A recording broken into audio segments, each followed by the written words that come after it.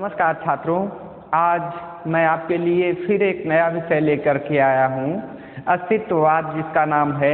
यह अस्तित्ववाद आधुनिक आलोचना के प्रमुख वादों में से एक है। यह ऐसा वाद है जो हमें ये बताता है कि व्यक्ति के व्यक्तित्व का भी अस्तित्व निश्चित है।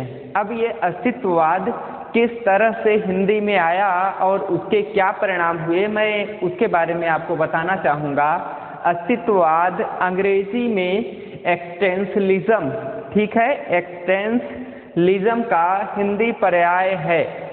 एक्सटेंशलिज्म जो है वह दो शब्दों से मिलकर बना है, EXISTENCE, एक्सटेंस प्लस LISM, लिज्म। तो देखिए छात्रों, एक्सटेंस का अर्थ होता है कि किसी भी व्यक्ति के अस्तित्व के ऊपर चर्चा, अर्थात किसी व्यक्ति की महत्ता, और लिज्म का अर्थ होता है वाद या सिद्धांत या विचार, अर्थात किसी भी व्यक्ति के व्यक्तित्व के विषय में आधुनिक ढंग से दिया गया सिद्धांत या व्यापार एक्सटेंशलिज्म या अस्तित्ववाद कहलाता है।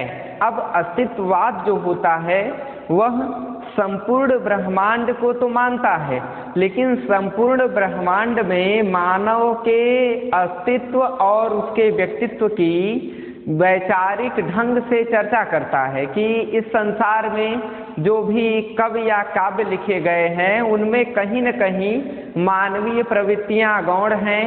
पशु पक्षियों, प्रकृति के ऊपर ज़्यादा चर्चा की गई है या मानव के क्रियाकलाप पर चर्चा की गई है, जबकि मानव के व्यक्तिगत व्यक्तित्व पर प्रकाश साहित्य में नहीं डाला गया है।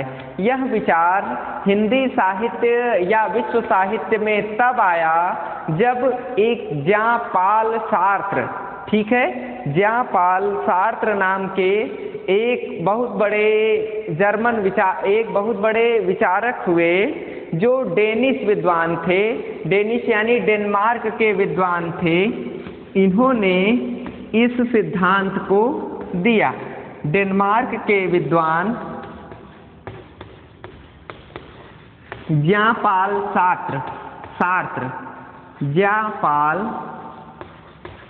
सार्त्र ने इस सिद्धांत की विशद व्याख्या प्रस्तुत की। अब एक बात यहाँ और है कि इस विचारधारा के प्रथम प्रतिपादक कौन थे, उसको मैं आपको बताना चाहूँगा कि इस प्रणाली के प्रथम अर्थात इस सिद्धांत को देने वाले सारेन किर्केगार्ड थे, ठीक है, सारेन किर्केगार्ड थे, जिन्होंने कि इस सिद्धांत का प्रतिपादन किया था। इस सिद्धांत के प्रतिपादन के पीछे बहुत बड़ा हाथ उनके अस्तित्व का है, अर्थात उनकी प्राचीन व्यवस्था का है। इनके पिता एक बहुत छोटे से गांव में पैदा हुए थे और अत्यंत गरीब थे, जिस कारण से कि वे हमेशा परेशान रहते थे। एक बार वे चर्च गए, चर्च में जाकर उन्होंने पूजा याचना की और कई वर्षों तक उन्होंने इंतजार किया कि ईश्वर हमें सुखी कर देगा, किंतु इनके पिता को ईश्वर द्वारा इनके पिता पर कोई कृपा नहीं हुई, जिससे वे ईश्वर विरोधी हो गए। एक बार फिर वे ईश्वर विरोधी होकर इधर उधर भटकने लगे। फिर एक बार वे घूमते घूमते जा करके डेनिश अर्थात डेनमार्क के एक शहर कोपेटेन नामक शहर में जा पहुँचते हैं। कोपेटेन नामक शहर में जा पहुँचते हैं और वहाँ पर इन्हें भाग्य से अच्छी सर्विस मिल जाती है। धीरे धीरे इन्होंने अपना बिजनेस स्थापित कर लिया। इन्होंने नहीं, इनके पिता ने बिजनेस स्थापित कर लिया। फिर उसके बाद इन्हें बहुत सारी धन संपत्ति प्राप्त हुई, बहुत सारी कंपनियां इनके पिता ने स्थापित कर ली।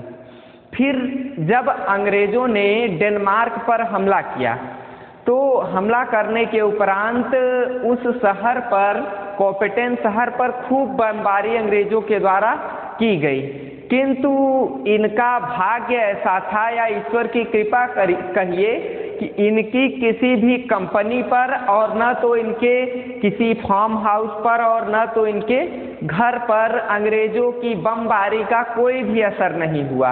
पूरा शहर त्रस्त और ध्वस्त हो चुका था अंग्रेजों द्वारा की गई बमबारी से, किंतु किरकेगार्ड के पिता की संपत्ति को कोई नुकसान नहीं पहुंचा था।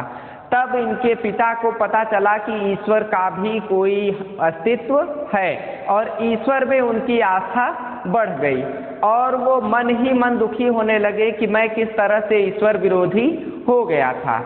और इन्हें ये चिंता सताने लगी इनके पिता को कि हमारे साथ कुछ बुरा होने वाला है। किंतु उस बात की परिणति तब हुई जब किरकेगार्ड धीरे धीरे बड़े होने लगे।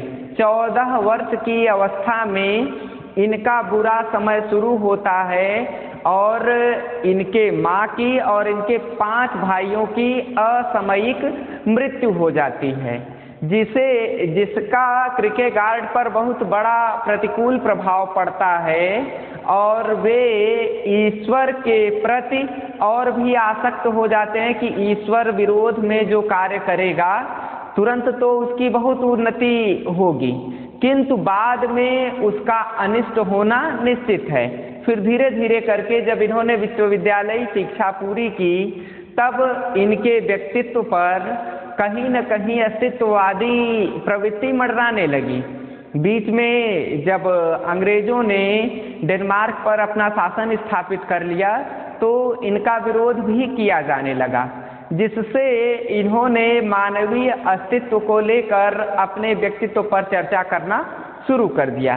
तो पहला कारण अस्तित्ववाद देने का किरकेगार्ड का सारण किरकेगार्ड की स्थिति ये थी कि इनके वंशानुगत प्रभाव अर्थात पिता और फिर इनके भाइयों की मौत का प्रतिकूल प्रभाव पड़ा, जिसके लिए वे मानवीय अस्तित्व पर चर्चा करने लगे। और दूसरा प्रभाव ये हुआ कि जब ये विश्वविद्यालयी शिक्षा ग्रहण कर रहे थे उसी समय एक सुंदरी से इनका प्रेम हो गया।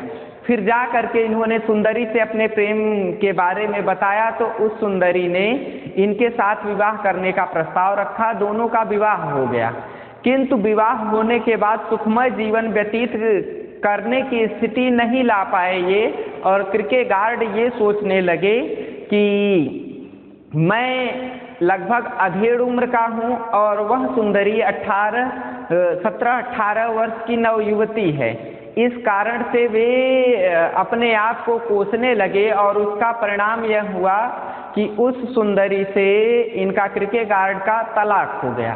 तलाक होने के बाद भी ये ईश्वर के अस्तित्व में बहुत महत्वपूर्ण विश्वास करते थे और ये सोचते थे कि कभी न कभी ऐसा दिन आएगा कि हम लोगों को ईश्वर अवश्य जोड़ेगा।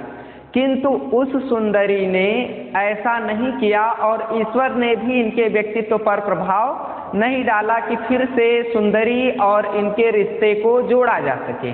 उस सुंदरी ने जब दूसरा विवाह कर लिया तो ये बहुत अधिक खिन्न हुए और इन्होंने साहित्य में नवीन मान्यताओं का प्रणयन करना शुरू कर दिया था। तो अस्तित्ववाद की उत्पत्ति के 2 कारण थे। सारेन किरकेगार्ड की पहली तो पारिवारिक स्थिति, वंशानुगत स्थिति अर्थात पिता के समय से लेकर इनके बचपन तक की स्थिति, और दूसरा प्रभाव ये हुआ कि इनकी प्रेमिका द्वारा इन्हें छोड़कर किसी दूसरे व्यक्ति से विवाह कर लेना। अब उस सुंदरी ने इनसे विवाह किया था, किंतु जब ये खिन्न हुए तो रिश्ते में कड़वाहट आई और उस सुंदरी का और इनके विवाह का विच्छेद हो गया। इनका ईश्वर पर विश्वास था कि कभी न कभी एक होंगे, किंतु ऐसा नहीं हो सका, जिस कारण से इन्होंने मानवीय अस्तित्व पर चर्चा करना शुरू कर दिया। इसके आगे मैं आपको बताऊंगा कि अस्तित्ववादी जो सिद्धांत है, इस सिद्धांत का स्वरूप कैसा है, अर्थात इस सिद्धांत में क्या क्या बातें मुख्य रूप से आती हैं। ठीक है,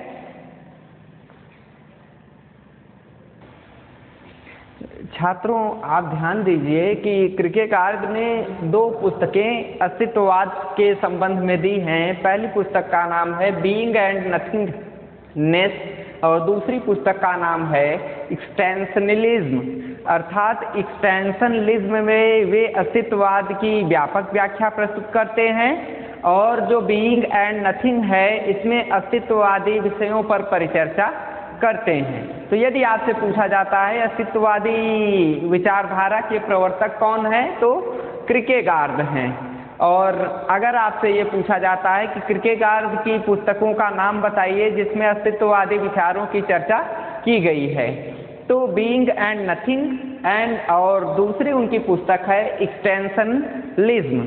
ठीक है, इस तरह से आप उत्तर देंगे। फिर इसके बाद इन्होंने मानव के अस्तित्ववाद पर चर्चा करते हुए बताया कि man is what he makes himself, अर्थात व्यक्ति जो होता है वह क्या है, जो अपने को स्वयं बनाता है।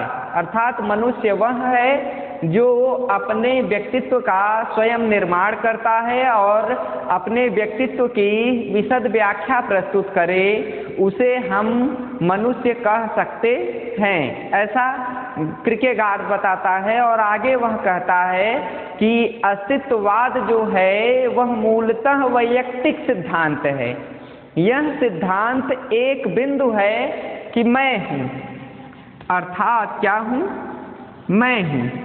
वह अहम के विषय पर परिचर्चा करता है। जैसे आपने देखा था कि पिछले विश्लेषण में, मनोविश्लेषणवाद में आपने पढ़ा था कि उसमें ईड, अहम, अति अहम पर चर्चा हुई थी। यहाँ केवल मैं हूँ अर्थात केवल अहम पर चर्चा किर्केगार्ड कर रहा है कि अहम अर्थात व्यक्ति के व्यक्तित्व की चर्चा करना आवश्यक है। यहाँ अहम मैं हूँ से तात्पर्य मैं ही हूँ नहीं, यहाँ ये मानकर चलता है किर्केगार्ड कि एक ईश्वर है। ईश्वर कौन है? एक है। अब ईश्वर के अंश के रूप में व्यक्ति है। प्रत्येक व्यक्ति में ईश्वर का रूप विद्यमान है। कैसा रूप विद्यमान है? जैसा कि आप भारतीय परंपराओं में पढ़ते आए हैं कि अहम ब्रह्मास्मि, अर्थात मैं ही ब्रह्मा हूँ, अर्थात हम सब ब्रह्मा के अंश हैं। अहम ब्रह्मास्मि का अर्थ यह होता है। तो उसी सिद्धांत का दूसरा रूप मैं हूँ किर्केगार्ड ने दिया है। वह यह बताता है कि व्यक्ति जो है वह ईश्वर का अंश है। एक व्यक्ति यदि दूसरे व्यक्ति को कष्ट पहुँचाता है तो वह ईश्वर के अंश को कष्ट पहुँचाता है, ईश्वरी सत्ता को कष्ट पहुँचाता है। ये जो प्रक्रिया है यह मानव के लिए अत्यंत ही घातक है, क्योंकि जब सभी लोग, जितना व्यक्तित्व है सब में ईश्वर का अंश है, हम में भी, आप में भी ईश्वर का अंश है। तो यदि मैं आपको कष्ट पहुंचाऊंगा तो मेरे अंदर भी कष्ट की अनुभूति उत्पन्न होगी। इसका कारण क्या है कि यदि हम किसी को कष्ट पहुंचाते हैं, देखिए छात्रों जो भी मैं कह रहा हूँ सब किर्केगार्ड के शब्दों में ही बातें व्यक्त कर रहा हूँ। वहाँ वो यह कहता है किर्केगार्ड कि हमने व्यक्ति को कष्ट पहुंचाया और तब हम उसके बारे में विचार स्वतः अपने हृदय में करते हैं, क्योंकि हमने जिसको कष्ट पहुंचाया उसके पास दो साधन हैं, या तो वो हमें माफ कर दे या तो वो हमारे द्वारा पहुंचाए गए कष्ट का बदला ले। दोनों ही प्रवृत्तियों में खतरा व्यक्ति के व्यक्तित्व को होता है, ये किर्केगार्ड बताना चाहता है। अब कैसे खतरा होता है?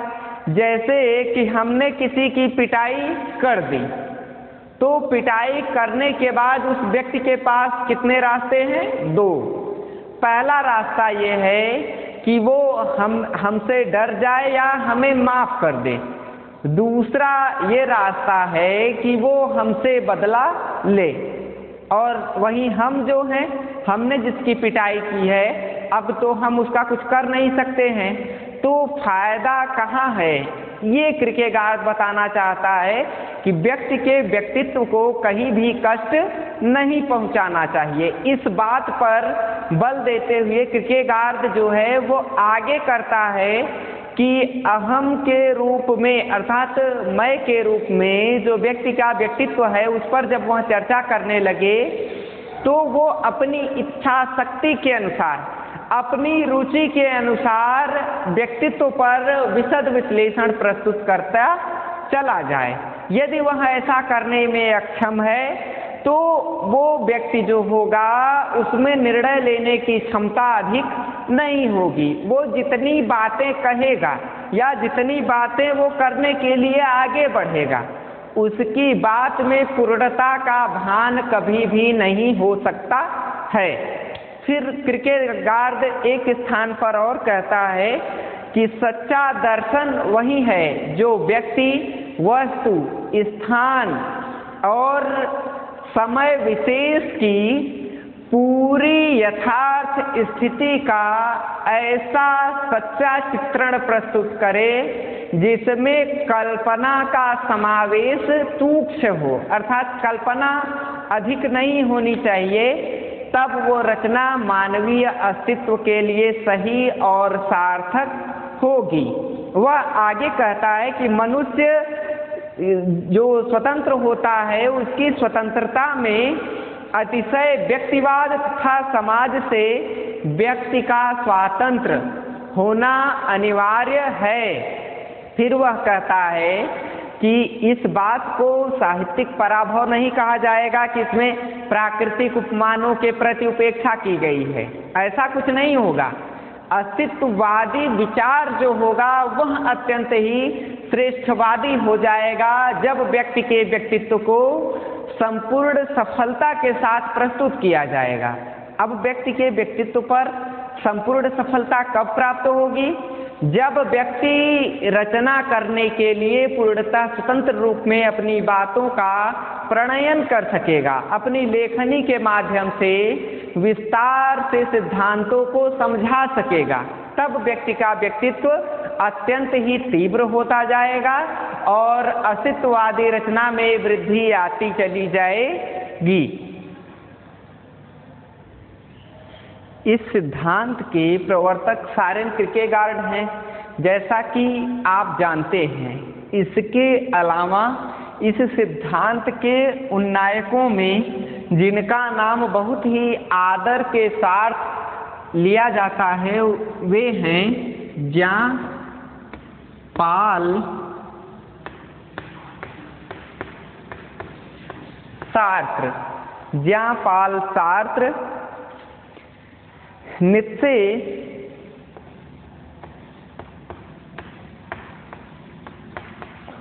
कार्ल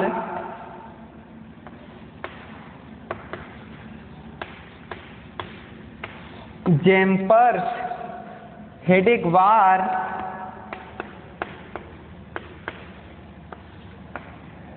हेडेगार, और इसके बाद हैं गैब्रियल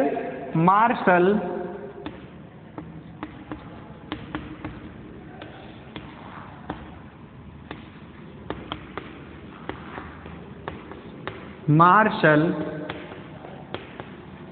कामू, और इसके अलावा कामू के अलावा जैसे सेन्ने, गोतिये, फेंदेये,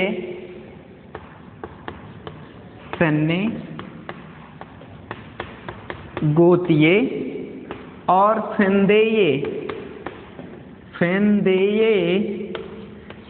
आदि का नाम भी बहुत महत्वपूर्ण है। इन्होंने समय समय पर अस्तित्ववाद संबंधी विचारधारा को अधिक तीव्र गति से बढ़ाने पर बल दिया है। इन विचारकों का ये काम है। देखिए, लगभग 1805 ईस्वी के आसपास इस सिद्धांत का प्रतिपादन सारेन किरकेगार्ड ने कर दिया था, लेकिन समय समय पर जो साहित्य की अन्य धाराएं थी, जैसे आपने जो पूर्व में पढ़ा है कि संरचनावाद या शास्त्रीयतावाद या मार्क्सवाद, इन सिद्धांतों ने अपनी भूमिका को और अधिक बढ़ाया है। तो जब ये रचनाएं अधिकतम होने लगी थी तो उस समय समय पर इन विद्वानों ने अस्तित्ववादी रचनाओं से संबंधित अपने ग्रंथों का प्रणयन करके अस्तित्ववादी रचनाओं की प्रवृत्ति में श्री वृद्धि करने का प्रयास किया तथा सभी विचारकों का ध्यान अस्तित्ववाद की ओर इंगित करने की ओर कदम बढ़ाए हैं। अब अस्तित्ववादी जो साहित्य था इसका विकास कैसे हुआ वो मैं आपको बताऊंगा। यदि आपसे प्रश्न पूछता है कि अस्तित्ववादी सिद्धांत का उद्भव और विकास कैसे कैसे हुआ, तो उस पर आप चर्चा करने जब चलेंगे तो अत्यंत ही यह महत्वपूर्ण बात है। अस्तित्ववाद का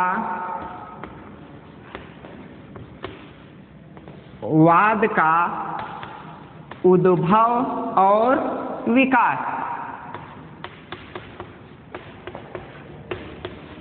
देखिए छात्रों, एक जो बात है वो अत्यंत ही महत्वपूर्ण है। अभी तक हम केवल अस्तित्ववादी सिद्धांत का परिचय प्राप्त कर रहे थे। अगर आपसे पूछता है कि अस्तित्ववाद क्या है, इसकी परिचर्चा कीजिए, तो जो ऊपर हमने चर्चाएं की हैं उसकी आप चर्चा करेंगे। अब अगर आपसे ये प्रश्न पूछता है कि अस्तित्ववाद के उद्भव और विकास पर चर्चा कीजिए, तो आप अस्तित्ववाद का उद्भव कैसे हुआ वो मैं आपको बताने चल रहा हूं कि इस वाद का उद्भव 19वीं शताब्दी के प्रारंभ में शुरू हुआ और इसका कारण यह था कि जो संपूर्ण संसार था वह संसार उस समय आधुनिक विचारधारा की ओर बढ़ रहा था। संसार में जगह जगह युद्ध चल रहे थे और साम्राज्यवादी शक्तियां धीरे धीरे हावी होती चली जा रही थी। युद्ध की उस विभीषिका को देखकर विद्वानों ने नए नए मार्गों का प्रणयन करना शुरू कर दिया था। उसी के परिणाम स्वरूप हम देखते हैं कि साहित्य के कई सिद्धांत प्रकाश में आते हैं, जैसा कि आपके पाठ्यक्रम में भी चाहे स्वच्छंदतावाद हो, चाहे शास्त्रीयतावाद हो, चाहे मार्क्सवाद हो, चाहे मनोविश्लेषणवाद, अस्तित्ववाद, संरचनावाद, विखंडनवाद, बिंबवाद, प्रतीकवाद या साहित्य का समाजशास्त्र ही हो, इन सभी बातों का उन्नयन हो रहा था, अर्थात ये सभी सिद्धांत उत्पन्न हो रहे थे। शास्त्रीयतावाद प्राचीन समय से चला आ रहा था, जैसा कि आपने पढ़ा भी है। तो शास्त्रीयतावाद जैसे चला आ रहा था उसी की प्रतिक्रिया स्वरूप, अर्थात प्राचीन उपमाओं को, प्राचीन बातों को पढ़ते पढ़ते एक तरह से पाठक का मन उब चुका था। अब वह साहित्य में नई प्रवृत्तियों को देखना चाहता था।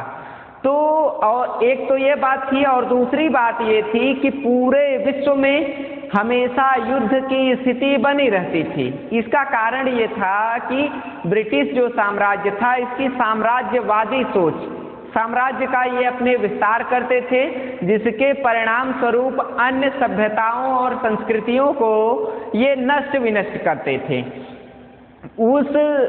उस बात को देखकर विचारकों के मन में खिन्नता हुई, जिसके और उसी विभीषिका को देखकर एक विद्वान डेनमार्क के थे सारेन किर्केगार्ड, इन्होंने 18वीं शताब्दी के अंत में ये बताया कि 18वीं शताब्दी के अंत और 19वीं शताब्दी के प्रारंभ में कि मनुष्य मानवतावाद की ओर से धीरे धीरे खिसकता चला जा रहा है, जबकि मानव की प्रवृत्ति होती है विश्व बंधुत्व करने की, आपस में प्रेम भाव रखने की, अपने देश से प्रेम करने की, अपनी सभ्यता, संस्कृति, आचार व्यवहार में रुचि दिखाने की। लेकिन इन साम्राज्यवादी शक्तियों ने इस बात का अंत कर दिया है। तो उस बात से मुक्ति पाने के लिए प्रत्येक व्यक्ति को अपने अस्तित्व को बचाने के लिए लड़ना होगा। तो जब व्यक्ति अस्तित्व की लड़ाई लड़ना शुरू करता है तो उसी समय आप देखते हैं कि बहुविवाह इत्यादि कुरीतियां प्रचलित हो जाती हैं। तो उन कुरीतियों को नष्ट करने के लिए इस डेनिश विद्वान किर्केगार्ड ने इस विचारधारा का प्रणयन किया, जिसे महत्वपूर्ण रूप में बल तब मिला जब जॉन-पॉल सार्त्र आते हैं। सार्त्र ने इस सिद्धांत को एक महत्वपूर्ण सिद्धांत बनाना शुरू कर दिया था और इस सिद्धांतिक विचारधारा को जो सार्त्र थे उन्होंने अद्भुत ढंग से महत्वपूर्ण अपने दृष्टिकोणों से सिद्धांत में नवीन उद्भावना की सृष्टि की है और वह बताया है कि यह जो संसार है, यह संसार, इस संसार में जो कुछ भी सत्य है वह अनुभवों से प्राप्त होता है। अनुभव जितना गहरा होगा सत्य उतना ही श्रेष्ठ होगा और सत्य की प्राप्ति के लिए ही व्यक्ति एक दूसरे से संघर्ष कर रहा है और यह संघर्ष की स्थिति तब नहीं आएगी जब व्यक्ति अपने व्यक्तित्व पर विजय प्राप्त कर लेगा, अर्थात अपने व्यक्तित्व की पूरी चर्चा करने लगेगा, तब व्यक्ति को अपने व्यक्तित्व की बात याद आएगी। अब फिर आप देखते हैं कि सार्त्र के बाद कई विद्वान आए, जैसा कि मैंने आपको पूर्व में भी बताया कि गोतिये, सेन्नेस और सैमुअल बेकेट आदि ऐसे विचारक हुए जिन्होंने अस्तित्ववाद पर अपने गहन चिंतन का परिचय दिया है। और किर्केगार्ड की परिभाषा हम यदि अस्तित्ववाद की लें तो किर्केगार्ड अस्तित्ववाद के संदर्भ में कहता है कि वैयक्तिक निश्चय, घटनाक्रम एवं सारे विकास के तत्वों को जब हम एक साथ रखते हैं तो यह प्रक्रिया हमारी अस्तित्ववाद प्रक्रिया कहलाती है। यह एक मानवतावाद है जो व्यक्ति को व्यक्ति से जोड़ने का कार्य करती है, ये सार्त्र बताता है। इसके बाद ये किर्केगार्ड बताता है। फिर सार्त्र कहता है कि सर्वप्रथम इस संसार में मनुष्य का अस्तित्व होता है, अर्थात इस संसार की समस्त वस्तुओं का उपभोग करने का सर्वप्रथम कर्तव्य या सर्वप्रथम अधिकारी कौन है, तो वह मनुष्य है। और मनुष्य का आगमन होता है और मनुष्य का अवतरण होता है। अवतरण के बाद धीरे धीरे वह शिशु से बालक बनता है, बालक से वयस्क युवा बनता है, युवा से वयस्क, वयस्क से वृद्ध बनता है, फिर उसकी मृत्यु होती है। और जब मृत्यु होती है तो सार्त्र कहता है यही सबसे बड़ी परिणति है। तब उस व्यक्ति के अस्तित्व की चर्चा की जाती है। जब तक व्यक्ति जिंदा रहता है तब तक व्यक्ति के अस्तित्व की पूरी चर्चा नहीं की जाती है। जब धीरे धीरे व्यक्ति बूढ़ा हो जाता है और व्यक्ति की मृत्यु आ जाती है तब उसके द्वारा किए गए कार्यों की चर्चा की जाने लगती है। इस विचारधारा के संदर्भ में प्रताप नारायण टंडन ने भी अपने विचार दिए हैं कि यह जो दर्शन है वह विभिन्न विरोधों का दर्शन है तथा युग की विचारधारा का प्रतिनिधित्व करने वाला है। अब विरोधों का दर्शन कैसे है? एक तरफ तो मार्क्सवाद है जो कहता है कि लघु मानव की प्रतिष्ठा है। अब दूसरी तरफ अस्तित्ववाद क्या कहता है कि प्रत्येक व्यक्ति की महत्ता है, इसमें लघु मानव और तुच्छ मानव या बड़ा मानव कोई नहीं है, हर व्यक्ति का अस्तित्व है, हर व्यक्ति के बारे में चर्चा होनी चाहिए। तो ये कई विचारधाराओं के विरोध के फलस्वरूप उत्पन्न हुआ विचार है, ऐसा बताया जाता है। फिर इसके बाद अस्तित्ववाद व्यक्ति के चित्रण की अपेक्षा व्यक्ति का चित्रण उतना नहीं करता जितना उसके व्यक्तित्व का चित्रण करता है, उसकी प्रवृत्ति का चित्रण करता है, उसके रहन सहन का जितना अधिक चित्रण करता है। व्यक्ति के स्वरूप का चित्रण करके वह वाहवाहियां नहीं लेना चाहता है, अस्तित्ववाद ये कहता है कि व्यक्ति के व्यक्तित्व से ज़्यादा महत्वपूर्ण इस संसार में कुछ भी नहीं है। व्यक्ति का व्यक्तित्व ही सबसे, अगर व्यक्तित्व महान होगा तो दुनिया भी महान होगी। अगर प्रत्येक व्यक्ति की महत्ता जिस देश में होती है वह देश दुनिया का सबसे विकसित देश होता है। जिस देश में किसी भी कुल में उत्पन्न होने वाला मनुष्य राजा बन सकता हो, उस देश की महत्ता हो सकती है। और वह देश कभी भी नहीं विकसित हो सकता जिसमें राजा का पुत्र ही राजा बने, वह देश कभी भी आगे नहीं बढ़ सकता है। ऐसा डेनिस विद्वान सारेन किर्केगार्ड बताता है कि अस्तित्ववाद वह है जिसमें व्यक्ति के व्यक्तित्व की चर्चा की जाए, कि जिस व्यक्ति के पास योग्यता है उसे उस विषय का, उस निकाय का अधिकारी होने का पूरा अधिकार प्राप्त होना चाहिए, यह किर्केगार्ड कहता है। फिर इसके बाद अस्तित्ववादी विचारधारा जो है, इस विचारधारा को आप एक मानवतावादी विचारधारा, कभी कभी पूछ लिया जाता है कि मानवतावादी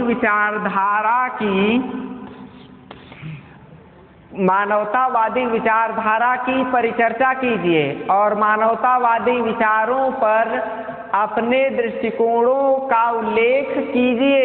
तो मानवतावादी विचारधारा पूछ रहा है तो समझ लीजिए कि अस्तित्ववाद के बारे में आपसे पूछा जा रहा है। तो आशा है कि आप इससे संबंधित प्रश्नों का उत्तर दे लेंगे।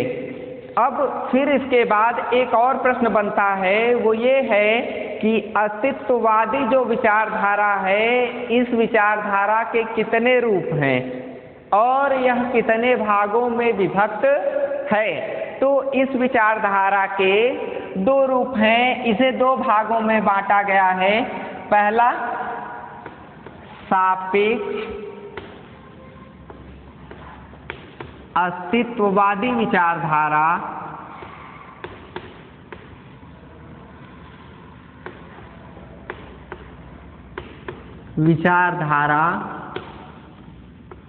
और फिर इसके बाद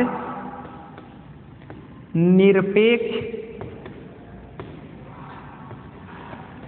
अस्तित्ववादी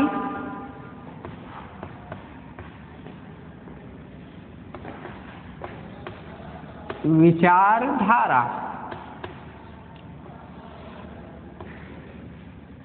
सापेक्ष अस्तित्ववादी विचारधारा और निरपेक्ष अस्तित्ववादी विचारधारा के आगे चलकर जैसे जैसे विद्वान होते गए, वैसे वैसे इस सिद्धांत के संदर्भ में मान्यताएं भी अलग होने लगी और इसके दो रूप हो गए, एक सापेक्ष और एक निरपेक्ष।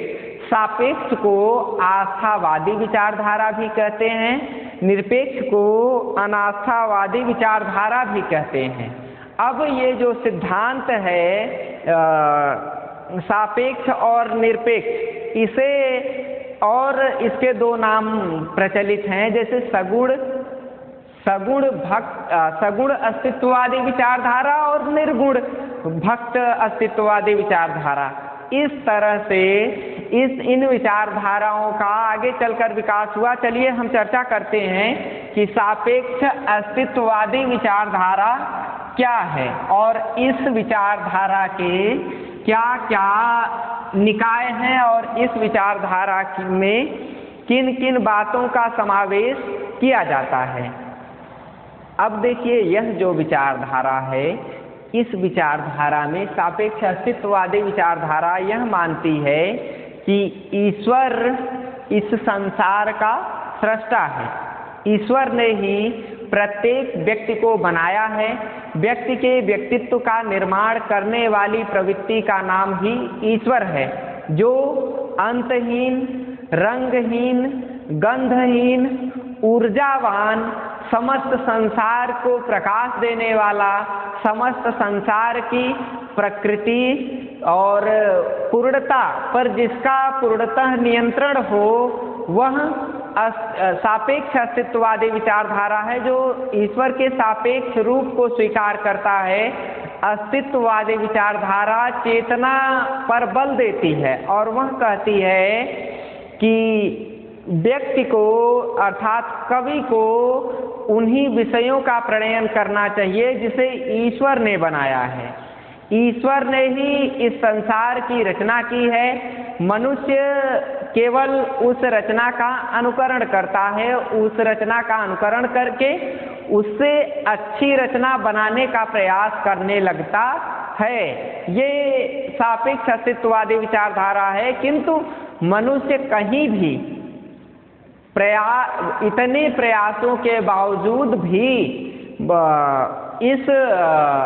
इस संसार की किसी भी कृति के निर्माण में ईश्वर की बराबरी नहीं कर सकता है। वह विध्वंसक बड़े बड़े यंत्र बना सकता है, पर उनको चलाने के लिए वह पूर्णतः समर्थ नहीं होता है। उस पर किसी न किसी का बंधन अवश्य रहता है, बंध अवश्य रहता है, विचारधारा अवश्य रहती है, जिससे वह इस संसार को नष्ट विनष्ट नहीं कर पाता है। मनुष्य जो है वह ईश्वर के अधीन होता है, ऐसा यह विचारधारा मानकर चलती है। वह कहती है कि यह संसार एक सापेक्ष सत्ता है और इस सापेक्ष सत्ता का अनुकरण मानव है। मानव ने जितनी वस्तुओं को बनाया है वो किसी न किसी तरह से दैवीय प्रेरणा का अर्थात ईश्वरीय प्रेरणा का ही परिणाम है। और जो दूसरी विचारधारा है वो है निरपेक्ष अस्तित्ववादी विचारधारा।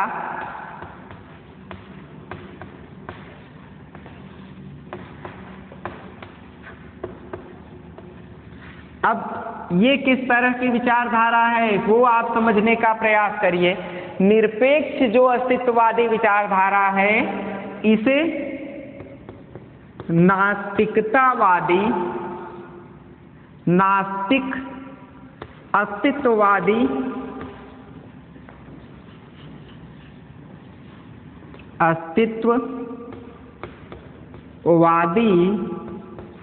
विचारधारा या निर्गुण भक्ति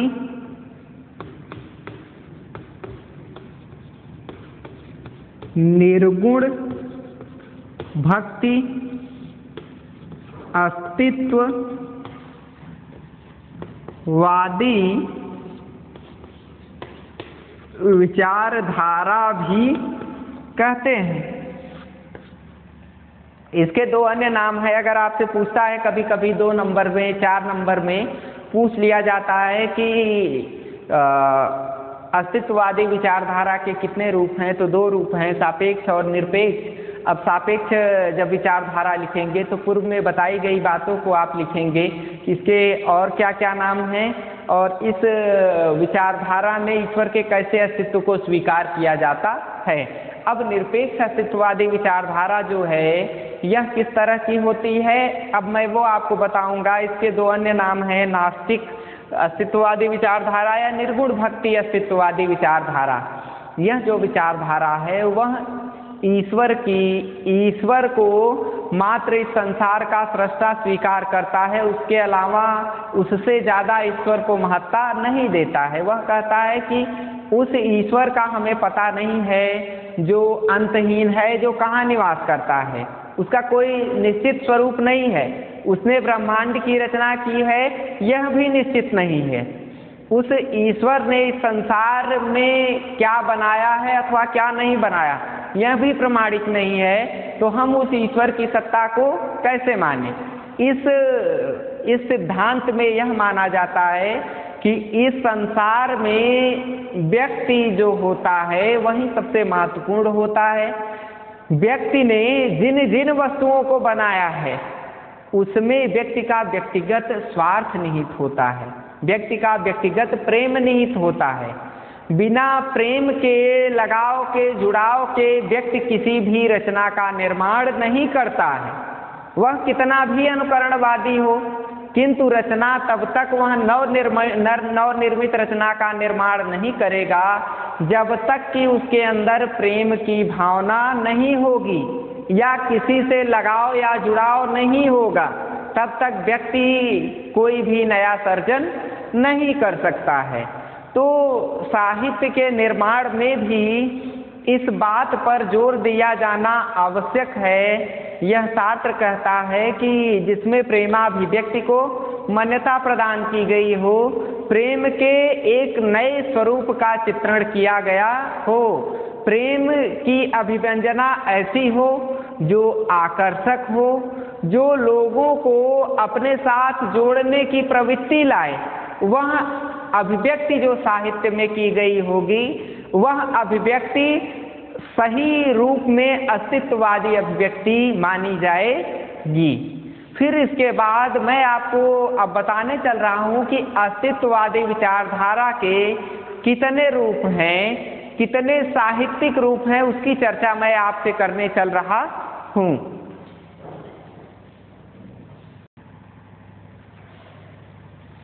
अब देखिए छात्रों, मैं आपसे अस्तित्ववादी सिद्धांत के साहित्यिक स्वरूप की चर्चा करूँगा। अस्तित्ववाद का साहित्यिक स्वरूप व्यक्ति की व्यक्तिगत महत्ता पर विशेष बल देता है और साहित्य में ऐसे विषयों के प्रवर्तन पर जोर देता है जो प्रत्येक व्यक्ति की महत्ता को उजागर करते हों। यदि समाज में श्रेष्ठ साहित्य का निर्माण करना है तो उस साहित्य में मजदूर से लेकर कहानी के नायक तक की पूरी कथा का पूरा विश्लेषण किया जाए। अब जैसे होता क्या था कहानियों में कि जो प्राचीन कहानियाँ थी तो उसमें जो राजा होता था या कहानी का नायक होता था, नायक और प्रतिनायक के चरित्र पर विशेष रूप से प्रकाश डाला जाता था और उसके अलावा जो नायक के मित्र और उसके या प्रतिनायक के जो नौकर इत्यादि थे उनका चित्रण बहुत कम किया जाता था या गौण चित्रण किया जाता था। तो उनके चरित्र पर भी चर्चा करने की बात अस्तित्ववादी विचारक कहते हैं। वो कहते हैं कि अस्तित्ववाद सत्व संयुक्त होना चाहिए। सत्व ही वस्तु का निर्माणकारी गुण है। जैसे मैं मनुष्य हूँ तो मनुष्यता मेरा सबसे बड़ा गुण है और मनुष्य के सार तत्व में इन बातों का निर्माण होना अत्यंत ही आवश्यक है। अब मनुष्य का सार तत्व जो होता है उसके दो रूप होते हैं। पहला समष्टिगत गुण, समष्टिगत, और दूसरा व्यष्टिगत। अब जब साहित्य में निर्माण किया जा रहा है, साहित्य सर्जन किया जा रहा है, तो पहला जो गुण है, पहला नैसर्गिक गुण समष्टिगत होता है। इसमें व्यक्ति के जो गुण होते हैं वो प्राकृतिक होते हैं, जो सभी व्यक्तियों में पाए जाते हैं। जैसे ईमानदारी और अपने परिवार के प्रति आदरशीलता का गुण, ये समष्टिगत गुण हैं। ईमानदारी हो गया, सरलता हो गया, सहजता हो गया, अपनी सुंदरता। प्रत्येक व्यक्ति यह चाहता है कि मैं महत्वपूर्ण बनूं, मेरा नाम दूर दूर तक फैले। हर व्यक्ति इस बात पर जोर देता है कि मुझे सब लोग जाने। तो ये जो गुण होता है व्यक्ति का समष्टिगत गुण होता है, अर्थात जो हर व्यक्ति में विद्यमान होता है। जैसे यदि आप हैं तो आप महत्वपूर्ण बनने के लिए ही तो पढ़ाई कर रहे हैं। एक घंटे तक आप वीडियो क्यों देखते हैं? इसका कारण क्या है कि आप हिंदी से एमए करके आगे हिंदी के क्षेत्र में नवीन विधानों पर परिचर्चा करना चाहते हैं। आप या तो एक श्रेष्ठ पत्रकार बनना चाहते हैं एमए करने के बाद, या तो आप असिस्टेंट प्रोफेसर बनना चाहते हैं, या आप पीजीटी के अंतर्गत लेक्चरर बनना चाहते हैं, और सभी को इस हिंदी की व्यवस्था से फायदा दिलाना चाहते हैं और अपना नाम करने के लिए आप पढ़ रहे हैं। ये बात है, ये आपका समष्टिगत गुण है। ऐसा दुनिया में कोई व्यक्ति नहीं होगा जो अपने लिए न सोचता हो। प्रत्येक व्यक्ति अपने बारे में सोचता है, यह व्यक्ति का समष्टिगत गुण है। व्यष्टिगत गुण क्या है?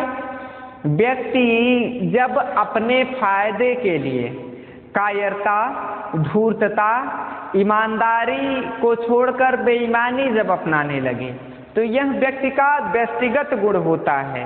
समष्टिगत गुण वह होता है जिसमें सत्य की प्रधानता रहती है, व्यक्ति अपनी मेहनत पर विशेष बल दे रहा होता है। लेकिन व्यष्टिगत जो गुण होता है उसमें अपने व्यक्तित्व को बढ़ाने के लिए व्यक्ति असत्य की ओर अग्रसर होने लगता है, जिसके कारण वह ईमानदारी को भूलकर बेईमानी अपनाने लगता है, धूर्त हो जाता है, चापलूस हो जाता है, इस तरह की प्रवृत्ति आ जाती है। मैं आपको दो बातें इसके अंतर्गत बताना चाहूँगा कि समष्टिगत जो गुण होता है एक भक्त का होता है, जो अपने ईश्वर के प्रति आस्था रखता है, ये अस्तित्ववादी विचारक बताते हैं। और व्यष्टिगत गुण जो होते हैं वो चापलूस या चमचे होते हैं। अब जो समष्टिगत गुण में एक भक्त की तरह व्यक्ति के गुण होते हैं, जैसे यदि हम ईश्वर की भक्ति करते हैं तो ईश्वर के प्रति निस्वार्थ भाव से अपनी आंखें बंद करके उस पर विश्वास करते हैं कि यदि हम मेहनत करेंगे तो ईश्वर हमारी मेहनत का फल अवश्य ही हमें देगा, हमें आगे बढ़ाने का कार्य करेगा। वह कभी भी ईश्वर को दुखी रखकर अपने आप को सुखी नहीं रखना चाहता। भक्त जो है वह अपने आप को न्यौछावर करके वह ईश्वर का जप तप व्रत दान इत्यादि, गरीब होने पर भी दान बहुत करता है ताकि मुझे ईश्वर की प्राप्ति हो सके। वहीं व्यष्टिगत गुण अर्थात चापलूस क्या है? चापलूस जो है वह धूर्त होता है, जो केवल अवसर का फायदा उठाना चाहता है, जिसे आप स्वार्थी कहते हैं। जो स्वार्थी होता है जब तक उसका जहाँ फायदा होता है वह, जैसे ईश्वर का भक्त बनने में यदि उसका फायदा है तो कुछ समय के लिए धूर्त जो होता है वह ईश्वर के भक्ति का ढोंग करने लगता है। फिर इसके बाद जैसे ही ईश्वर भक्ति में उसे लाभ नहीं दिखाई देता वह तुरंत ही ईश्वर भक्ति छोड़कर दूसरे मार्ग की ओर आगे बढ़ने लगता है। जैसा कि आपने खुद भी देखा है कि कुछ लोग ऐसे हैं जो राजनीतिक लाभ के लिए ईश्वर भक्त, शिव भक्त इत्यादि बन जाते हैं। जब राजनीतिक लाभ नहीं मिला उन्हें तो वो ईश्वर भक्ति छोड़ करके अपने सच्चे स्वरूप का दर्शन कराने लगते हैं। तो यहाँ पर यही बात महत्वपूर्ण है कि व्यक्ति के जो दो गुण होते हैं समष्टिगत और व्यष्टिगत, इन्हीं दोनों गुणों के सहारे व्यक्ति अपने व्यक्तित्व का निर्माण करने की ओर आगे बढ़ता है, अर्थात अपने अस्तित्व को वह आगे बढ़ाने लगता है, अपने अस्तित्व की चर्चा परिचर्चा समाज में फैलाने लगता है, अर्थात उसकी चर्चा होने लगे। जैसे जो व्यक्ति है या तो वह राजनीति के क्षेत्र में यदि है तो वह अपना नाम बढ़ाने के लिए कुछ भी न्यौछावर कर लेता है। कभी तो इस तरह की स्थिति आती है कि अपने ऊपर हमले भी वह करवा लेता है ताकि वह राजा बन सके। और कभी कभी वह जो व्यक्ति है बहुत ईमानदार बनने का ढोंग करने लगता है। तो अपने अस्तित्व को बचाने के लिए व्यक्ति जो समष्टिगत या व्यष्टिगत गुणों को अपनाता है वे गुण व्यक्ति के अस्तित्व को सुरक्षित रहने में महत्वपूर्ण कारक रहते हैं। अब इसके बाद अस्तित्ववाद का साहित्यिक स्वरूप में क्या क्या बातें पाई जाती हैं। जैसे दो व्यक्तिगत गुण, पहली जो विशेषता थी वो क्या थी? व्यक्तिगत गुण। अब जो दूसरी विशेषता इस साहित्यिक स्वरूप में अस्तित्ववाद की पाई जाती है वह यह है कि भय मिश्रित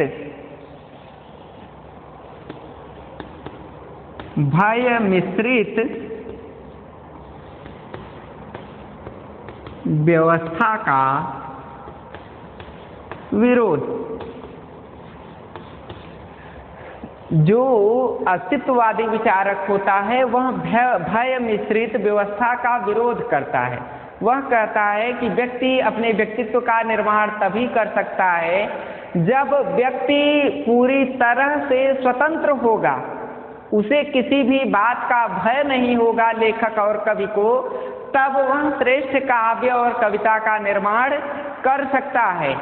भय के समय की गई रचना तत्कालीन समय में तो बहुत ज़्यादा यश देने वाली होगी, नाम बढ़ाने वाली होगी, लेकिन कुछ समय उपरांत ये जो साहित्य होगा वह श्रेष्ठ साहित्य की श्रेणी में नहीं आएगा। अर्थात भय मिश्रित साहित्य की रचना अस्तित्ववादी विचारक नहीं करने की ओर जोर देता है। तीसरी जो बात है वह क्या है? रक्षात्मक प्रक्रिया। रक्षात्मक प्रक्रिया। अस्तित्ववादी विचारक जो है वह तीसरी बात यह बताता है कि अस्तित्ववाद तब साहित्य में श्रेष्ठतम रूप में सामने आएगा जब व्यक्ति अपनी रक्षा करने के लिए अपने सर्वस्व को बलिदान कर देगा। व्यक्ति के व्यक्तित्व की रक्षा तभी हो सकती है जब व्यक्ति अपने आप के बारे में सोचे। जैसे भारत गुलाम कैसे हुआ? जब व्यक्ति ने अपने आप के बारे में अपने आप को नहीं सुधारा, दूसरों को सुधारने के लिए सिद्धांत देने शुरू किए। मैं आपको एक कहानी बताता हूँ, उसके माध्यम से ये आप समझ जाएंगे कि अस्तित्ववाद कैसी रक्षात्मक प्रक्रिया पर जोर देता है। एक समय था जब मोहम्मद गोरी भारत पर आक्रमण करने पहली बार आ रहा था, तो आक्रमण उसने किया पृथ्वीराज चौहान से, वह हार गया और लौटने लगा।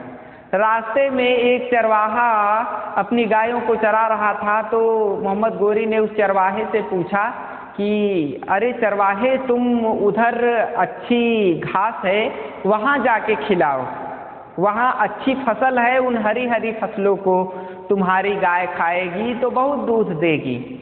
तो इस पर चरवाहे ने उत्तर दिया कि यह जो चारा है, यह इससे मेरे देश में अन्न पैदा होगा और हम सभी इस अन्न को खाकर जीवित रहेंगे। नहीं तो अन्न नहीं होगा तो हम परतंत्र हो सकते हैं। फिर मोहम्मद गोरी जो था वह अपने देश चला गया। फिर उसके बाद उसने 16 आक्रमण किए, जिसमें वह सफल नहीं हुआ। 17वीं बार जब वह 16वीं बार आक्रमण करके लौट रहा था, तो उसने रास्ते में फिर उस चरवाहे को देखा। तो वह जो चरवाहा था, अब वह हरी फसलों में अपने पशुओं को छोड़े हुए था। तो इस पर मोहम्मद गोरी ने कहा कि अरे चरवाहे, तुम क्यों उस फसल को खिला रहे हो? तो इस पर उस चरवाहे ने उत्तर दिया कि क्या वो मेरा है? वो तो उसका भोग तो राजा करेगा, या जिसकी वो फसल है वो उसका भोग करेगा, मैं उस फसल का भोग नहीं करूँगा। तब वह तुरंत मोहम्मद गोरी कहता है कि यदि मैं अब भारत पर आक्रमण करूँगा तो मैं विजयी हो जाऊँगा। तो वह आक्रमण करता है और भारत में विजयी हो जाता है। अर्थात वह कहता है कि रक्षात्मक प्रक्रिया अपनानी चाहिए। साहित्य में ऐसी बातों का समावेश हो जिससे व्यक्ति प्रेरित हो जाए सद्विचार करने की ओर, सद्विचार करने लगे और वह रक्षात्मक प्रक्रिया अपनाने लगे। अर्थात पहली बार जब मोहम्मद गोरी मिला था उस चरवाहे से, तब किस तरह की प्रवृत्ति थी चरवाहे की? वह अपने देश की रक्षा करने की प्रवृत्ति थी कि वह हरी फसलों को खिला देगा तो उससे अन्न नहीं पैदा होगा। और फिर उसके बाद वही रक्षात्मक प्रवृत्ति अब नष्ट हो गई, क्योंकि फसल का मालिक नहीं था और उस समय भी नहीं था, इस समय भी नहीं है। लेकिन इस समय उसकी रक्षात्मक प्रक्रिया का अंत हो गया था, जिस कारण से कि व्यक्ति के व्यक्तित्व का नाश हो गया। अर्थात भारतीय स्वतंत्रता परतंत्रता में बदल गई। इसका कारण रक्षात्मक प्रक्रिया का ह्रास होना है। तीसरी बात जो अस्तित्ववादी विचारक बताते हैं वो कहते हैं कि धार्मिकता और ईश्वर की स्वीकृति होनी चाहिए। साहित्य में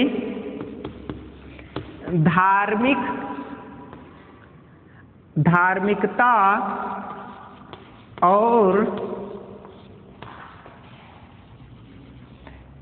ईश्वर की स्वीकृति, साहित्य में धार्मिकता और ईश्वर की स्वीकृति पर विशेष बल दिया जाना चाहिए। जब साहित्य का प्रारंभ हो तो ईश्वर की वंदना इत्यादि से प्रारंभ हो और बीच बीच में ईश्वरीय गुण का गान अवश्य ही होना चाहिए। यदि जैसे मैं आपको क्लास पढ़ा रहा हूँ तो प्रारंभ में मैं आपको नमस्कार करके मुझे आना होगा और फिर इसके बाद जब क्लास खत्म हो तो फिर एक बार मुझे ईश्वर का धन्यवाद और नमस्कार इत्यादि जैसे अभिवादन के साथ शब्दों का प्रयोग करना चाहिए, धार्मिक शब्दों का उपयोग करना चाहिए। तब श्रेष्ठ साहित्य का निर्माण हो सकता है, तब व्यक्ति पूर्ण रूप में अस्तित्ववादी होगा, तब व्यक्ति के व्यक्तित्व की चर्चा की जाएगी। उदाहरण के रूप में जैसे कोई व्यक्ति सत प्रवृत्ति वाला है, जैसे ही वह कक्षा में पहुंचता है और एक धार्मिकता से ओतप्रोत या मानवीय आचार व्यवहारों से ओतप्रोत शब्द बोलता है, जैसे कि गुड मॉर्निंग, तो जितने शिक्षक आते हैं सब लोग यही बोलते हैं कि good morning students, today I am going to teach my subject, इस तरह से बोलते हैं। फिर उसके बाद वो बोलते हैं, यदि कोई ऐसा व्यक्तित्व पहुँचे जो गुड मॉर्निंग के स्थान पर कोई नए शब्द का उपयोग करे, जैसे मान लीजिए सुप्रभात शब्द का उसने उपयोग किया, तो हमारे मन में उस व्यक्ति के चित्र का एक खाका खिंच जाता है। हम उसी तरह की सद्प्रवृत्ति करने लगते हैं जैसा कि हम चाहते हैं। हम उस शिक्षक का या उस योग्यता का अलग से नाम रख देते हैं। तो इस बात पर अस्तित्ववादी विचारक ये कहते हैं कि व्यक्ति को अपने अस्तित्व को बचाए रखने के लिए नवीनता अपनानी चाहिए, जिसमें धार्मिकता या ईश्वर की स्वीकृति संबंधित बातें आनी चाहिए। फिर इसके बाद अस्तित्ववादी विचारधारा जो है वह यह कहती है मानवतावाद की महत्ता, जो व्यक्ति हो वह मानवतावाद का समर्थन, जो कवि हो वह मानवतावाद के समर्थन की बातें अपने साहित्य में अवश्य लिखे और छात्रों को भी उन बातों से अवगत कराया जा सके, अवगत कराते रहे, जिससे कि मानवतावाद की सृष्टि दीर्घकाल तक होती रहेगी। मानव के रहन सहन, खान पान इत्यादि संबंधित बातों का समावेश साहित्य में अवश्य करना चाहिए।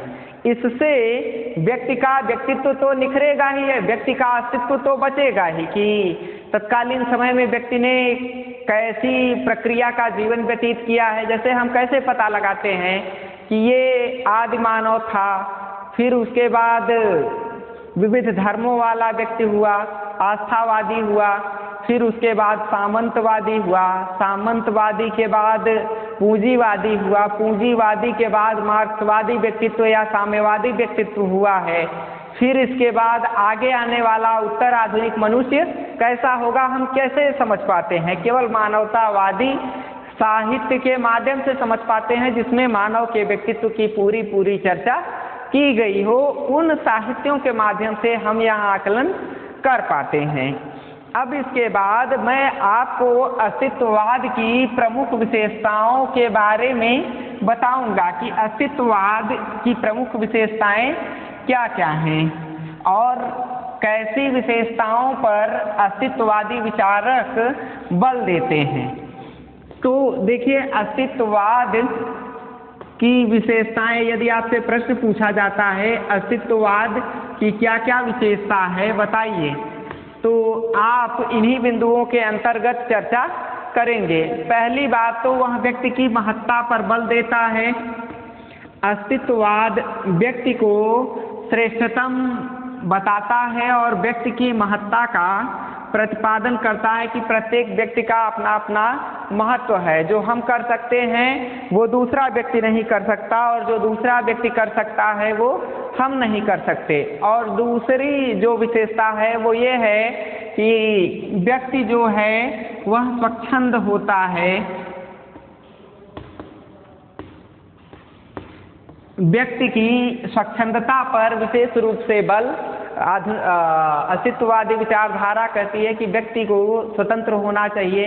व्यक्ति अब ये रोमांटिक किस्म का होना चाहिए। जो व्यक्ति जितना ही रोमांटिक होगा वह स्वच्छंद, रोमांटिक का अर्थ होता है स्वच्छंद, उस व्यक्ति के पास हम उतनी ही उत्सुकता से जाते हैं, उससे मिलने के लिए उतनी ही लालायित रहते हैं। जो व्यक्ति हंस हंस करके बातें करता हो या अच्छे से बात करता हो, उसकी बात में कटुपन न हो, जिसकी बात में हम उसके प्रति आकर्षित हुए रहते हैं और व्यक्ति का व्यक्तित्व बचा रहता है। तीसरी जो बात है, जीवन की निरर्थकता। अस्तित्ववादी जो दर्शन है जीवन की निरर्थकता का विरोध करता है।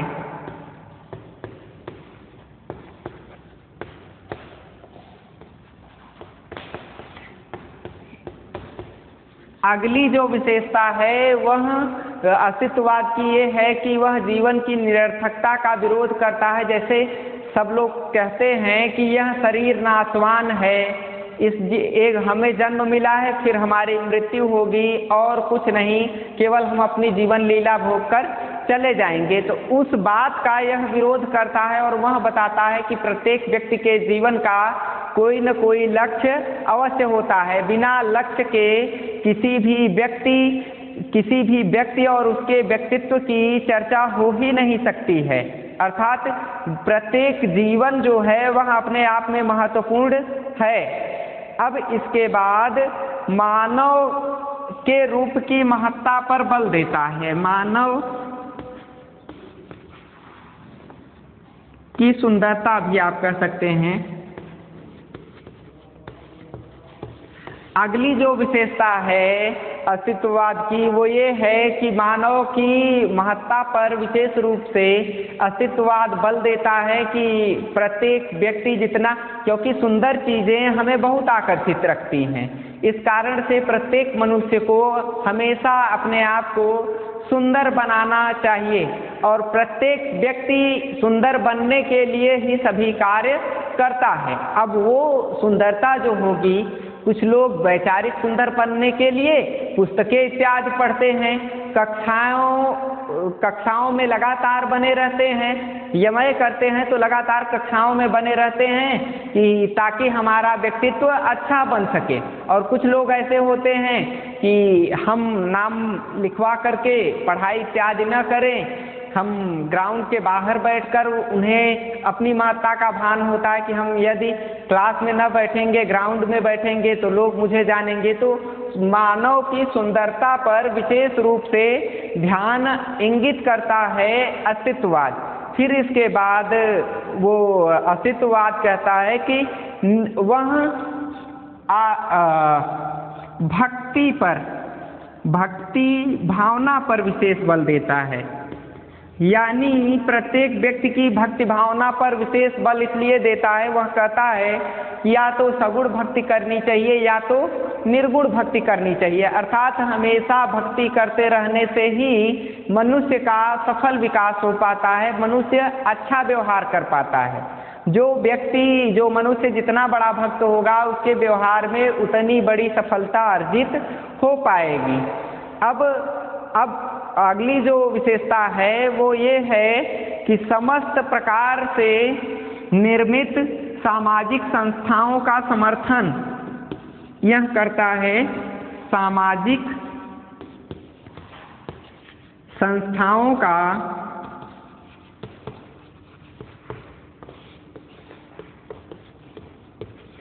जो अस्तित्ववादी विचारधारा है वह सामाजिक संस्थाओं का समर्थन इन बिंदुओं को लेकर करता है कि जो सामाजिक संस्थाएं बनती हैं, सामाजिक आचार व्यवहार बनते हैं, वह समाज के कल्याण के लिए बनाए जाते हैं, जिसमें व्यक्ति की महत्ता का प्रतिपादन निहित होता है।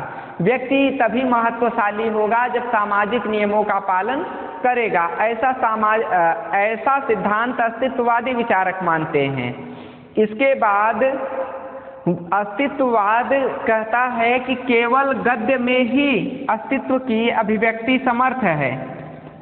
गद्य में अस्तित्ववाद की अभिव्यक्ति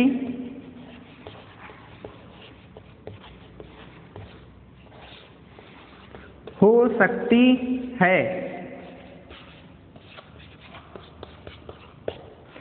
अब देखिए, सातवीं जो विशेषता है अस्तित्ववाद की, वो ये है कि गद्य में सबसे ज़्यादा सफलतम रूप में इस अस्तित्ववाद की अभिव्यक्ति हो सकती है। इसका कारण ये है कि कविता कहानी के माध्यम से अपनी पूरी बात जो अस्तित्ववादी विचारक है वह पाठक तक नहीं पहुंचा पाता है। वह गद्य में यदि बातें कहेगा, भाषणों के माध्यम से यदि वह अपनी बातें कहेगा, तो वो अत्यंत ही सार्थक और व्यक्ति के व्यक्तित्व को सफलता प्रदान करने वाली होंगी।